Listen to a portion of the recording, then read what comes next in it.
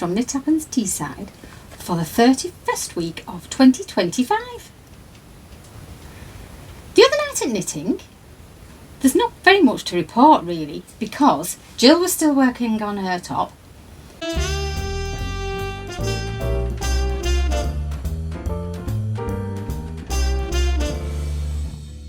And this turquoise yarn is very, very thin. It's like cobweb lace, so she's doubled it up.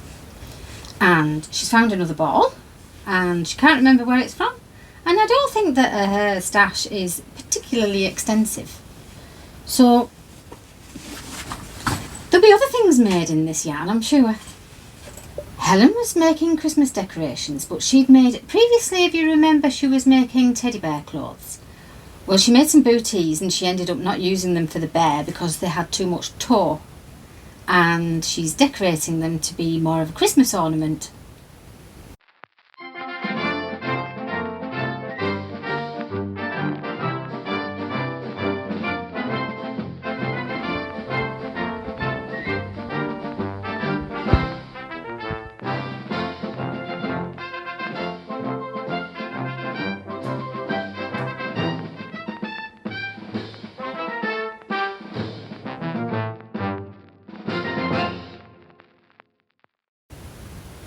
Aren't they lovely? I think she's putting card inside so that they keep their shape. I got a gift from my wandering daughter. That's nice, isn't it? It's got essentials of scissors, crochet, hook. I'm going to use that as a cable needle. I don't knit that many socks. So there's a couple of them in there, stitch markers, scissors. I'm sure I will find more things to go in there. I was working on, oh, and ta-da! I'm getting this sorted quickly and then travelling for a couple of hours to go to a wedding. And it's that far away, we're staying over. No, the wedding is until 3 o'clock, so it's going to be sort of a bit late. I suppose we could have come home really, but we're staying. We're staying in an old building, so I'm sure to show you that.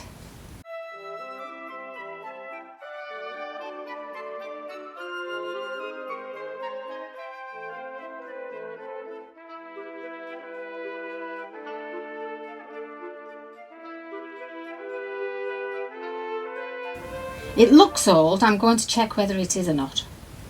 Called the Foxglove Inn. Isn't that nice? Love foxgloves. Right, I was working on Absinthe with Van Gogh, and this is part of my Make Orange Great Again knitting. I have spun a skein of orange that will count, but it's only 50 grams, and I'm into my this colour. I'm not sure about the black, to be honest. I think I might have preferred it without the black. Every now and then I get a patch of wonderfulness where the next row is the same colour as the last row and the colour really sings. I'm not sure about the green either. It's vaguely Halloweeny, isn't it? Especially when you get the stripes going with the orange and the pink. I think that's what makes it look Halloweeny. Like witches' tights, witches' knickers. So I'm enjoying that.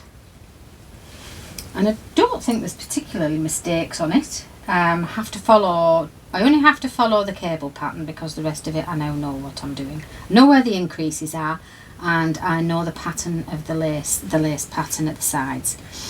It was an advisory on the pattern was to do a swatch of the lace pattern, and then you can understand it because it's quite simple. So that's car knitting as well. It's by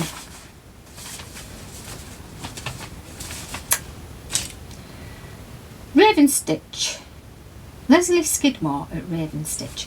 Now I printed this off, and then there was a little bit a mistake, but the pattern has been updated. So that's my current knitting. Now I have, after the Tour De Fleece, I did enjoy it, but don't always have the time to do any sort of crafts, not every day usually. So I made the effort and I did spin every day. Now I've had some time off knitting and some time off spinning, and I've only really been getting a few rows in on my shawl. But yesterday I went to the Guild in Durham at St Oswald's Church Hall, which is the Guild of Spinners, Weavers and Dyers.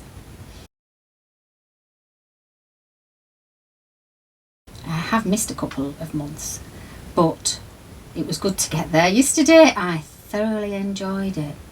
It was just a lovely day with lovely people. There was a hum. There was actually quite a lot of people there. There was a big table that was a few tables put together with different various looms on. Quite a lot of people are into the weaving, and then we have a circle of people spinning, and then to one side there was Alison, who has recently purchased an Ashford e-spinner, whatever they call it, the big one.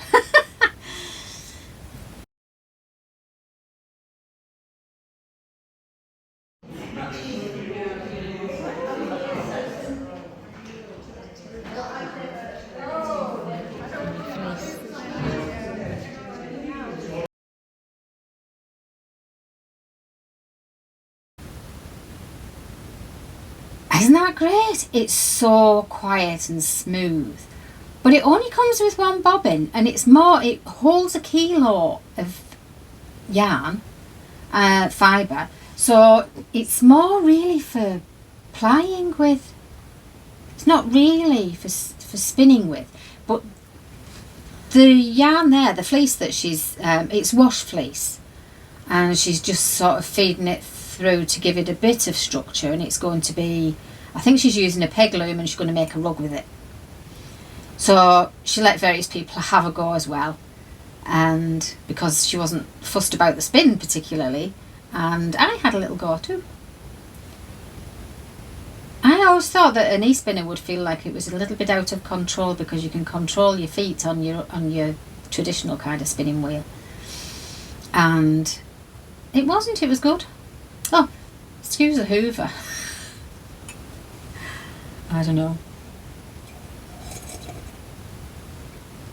Today I am drinking cold vanilla instant coffee, so not a lot to report there. Right, so I had a little go of that spinner. That was great, and we'd also had, we have like a group email that comes round with information of things that are going on. Now, one of our members, who's only been in our spinning guild since January, has won a bursary, and it's from Yarndale, and it's in memory of Amanda Bloom and Jenny Matchin. There's 3 bursaries this year being given out. So Auspicious Stitch, which is Samantha from our guild, will have a space at Yarndale, and she has, Auspicious Stitch is her Instagram. If you look for that, you'll find her, and she's a self-taught spinner, done a lot of spinning before she came along to the guild, and she's very experimental and likes to break the rules and believes strongly in not gatekeeping and sharing. So I think she's got noticed quite well, because she's got, I think she may have TikTok as well as the Instagram, and put herself forward, and I think, and she got it. So now she's calculated the time that it's going to take her. Was it 72 hours or something? Which doesn't sound like a lot. She's got help from her friend and her partner, and she's going to be creating wild bats for people to spin, for people to buy at Yarndale to take home to spin.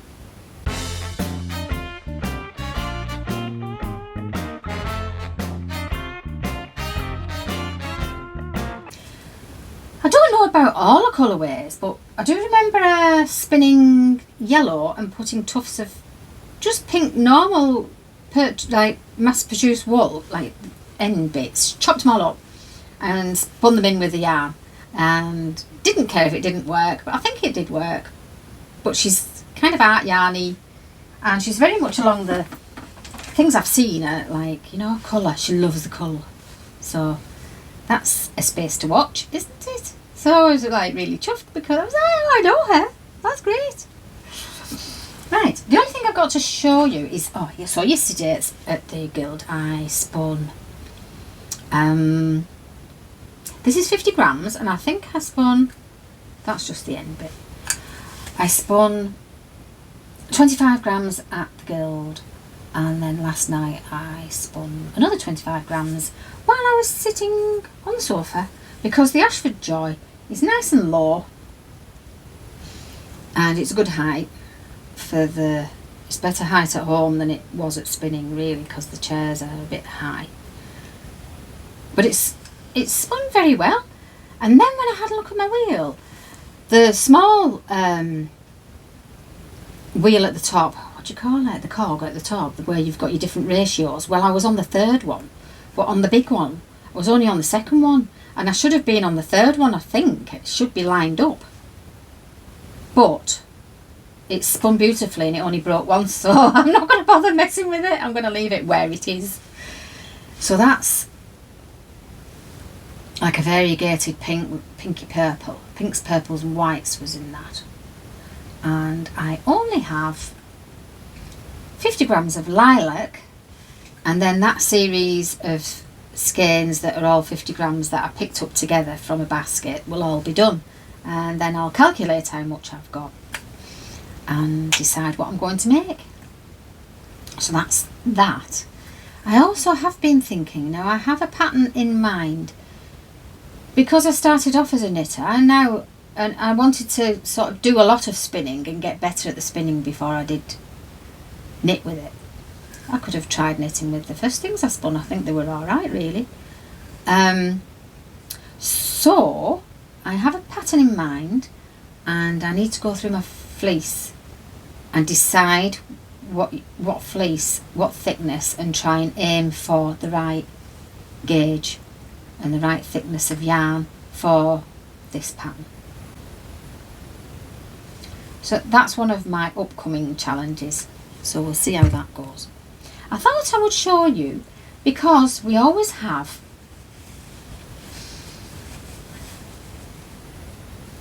this in the background, which is Ugly Cat's Shawl by Neil of Blocked Magazine, and he also did this Tunisian crochet one. So if you fancy having a go at Tunisian crochet, I think this is a good start. But he is quite technical, so it might be harder than you think. I really don't know.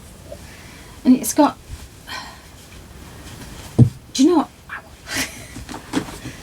Tunisian crochet has a really nice drape. Can you see how like floppy it is towards maybe knitted? I don't know. I just like it's quite thick.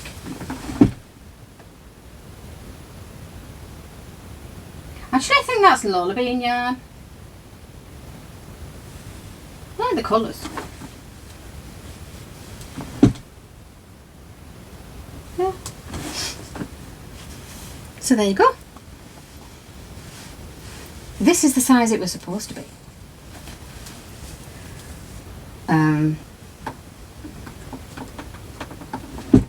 So this is just over half. It's just over half of that one. Get out of the way, Dolly Daydream.